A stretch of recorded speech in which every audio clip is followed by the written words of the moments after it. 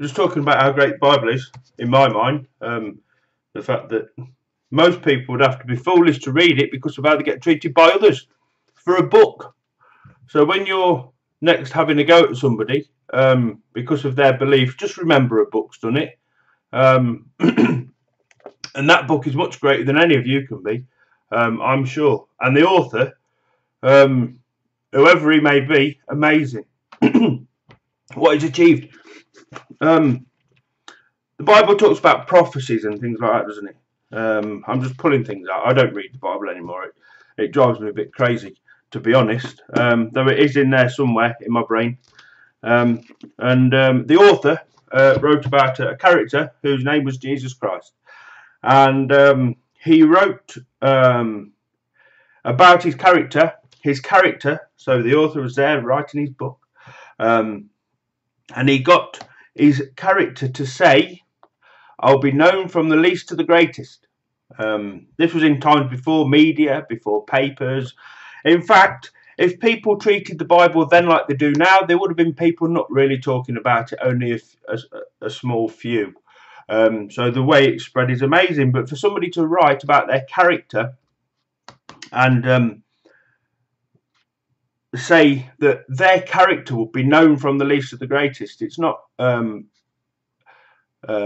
bit at the end of the Bible or the front. It says, it doesn't say, "Oh, thank you to the author, blah, blah, blah. My character will be known from the least to the greatest." His character, when he wrote about the character, said, "I will be known from the least to the greatest." Now, he is. If we were talking of prophecies, whether that be a prophecy or not, it seems to me that that's happened. So that the author of the Bible knew that his character would be known from the least to the greatest. Here's a question that I was thinking about, that I've thought about over the past. I'm sure I read in the Bible about Jesus travelling to Asia. I mean, I don't know how right I am about this. I'm right on about how amazing the Bible is, and that the character and the way people are put down, that's blatant, isn't it? But I'm sure my geography is not brilliant, but somebody's must have been at the time, because they wrote about Jesus travelling to Asia. I don't know how far Asia is from Jerusalem. I'm from there, but I'm sure that it'd take a good while for a donkey to travel from Jerusalem to Asia. And somebody would have had to have been well travelled on the earth to know about Asia. I was just wondering if there was any reference in the Bible to Jesus travelling to places that would be ridiculous, you know what I mean? That he travelled to India and Pakistan, and he travelled the UK and all this, that, and the other. And he must have had a lightning fast donkey, really, to be able to travel all that way. But if you look at it in one aspect, if you think that the author who wrote about the Bible, to know about them places, must have been well travelled. And Columbus, according to history, Columbus founded America because many people thought the world was flat. So if many people thought the world was flat, I would have thought that people would have been not very well travelled at all at this time, because it was Jesus came before Columbus, didn't he? So for somebody to write about places that transcended across water or sea, how did they get so brave? So you could say, how did I mean, Columbus was great to find America when he travelled or whatever. I should have gone to school a bit more, really. But if there's any reference to the Bible about somebody travelling somewhere that they would have been scared to travel to, surely that's an amazing thing. And it would prove in some way that God existed, would it not? Because it would have been impossible for somebody in Jerusalem to say talk about the UK. And Jesus travelled to the UK, and he spoke to people there. He must have. I mean, there was a ship in the Bible. It was a fishing ship, so they just didn't go beyond the harbour or whatever. Or it doesn't say that Jesus travelled in a boat. But that's just a question to ask people that would possibly be more knowledgeable about that part of the Bible than I am. My knowledge is different to other people's, isn't it?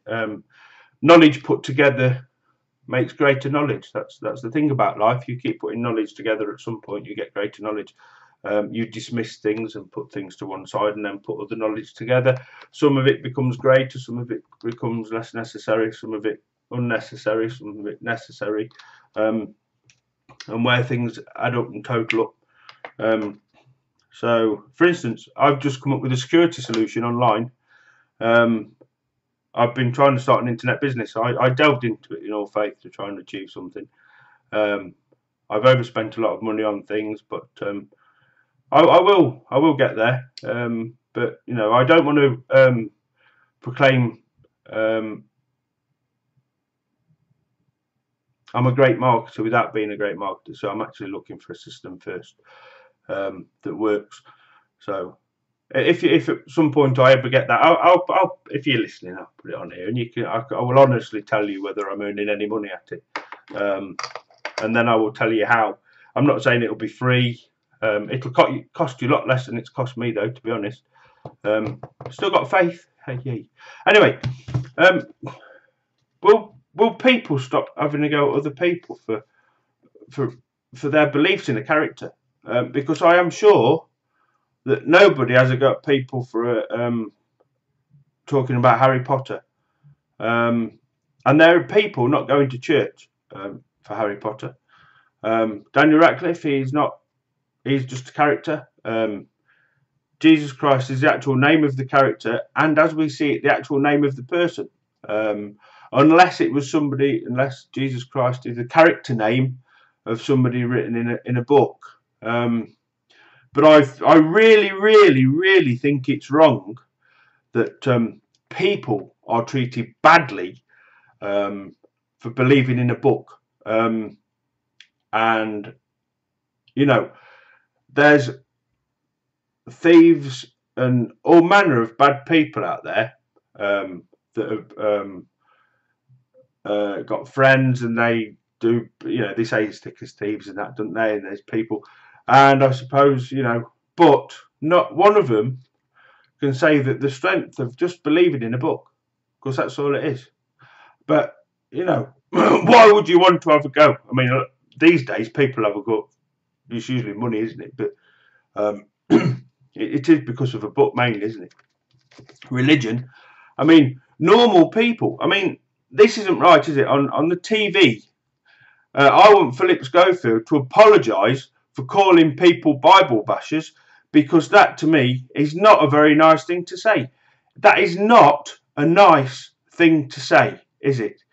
It categories somebody that believes in something, and you wouldn't call a black person or a gay or something else. So how dare you call people for bashing a Bible?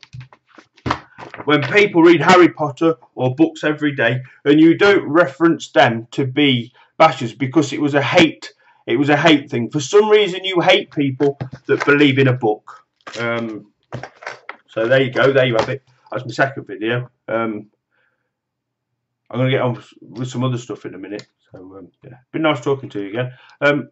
Whoever listens to this, you know, just remember that you must have more understanding, really, for people that are affected by the words of a book. Why can't you be kinder towards them and treat them better? Because in some ways, they're guided by a book, or the author, or, you know, but they're not horrible people, are they? Unless they're going out killing people for it. But then again, how can they be to blame? Because at the end of the day, it's just the Bible that's caused it, isn't it? Nobody else has caused any problem. It's just the Bible. Yeah, it's like when you read it, it's almost like it talks about places on the earth, doesn't it?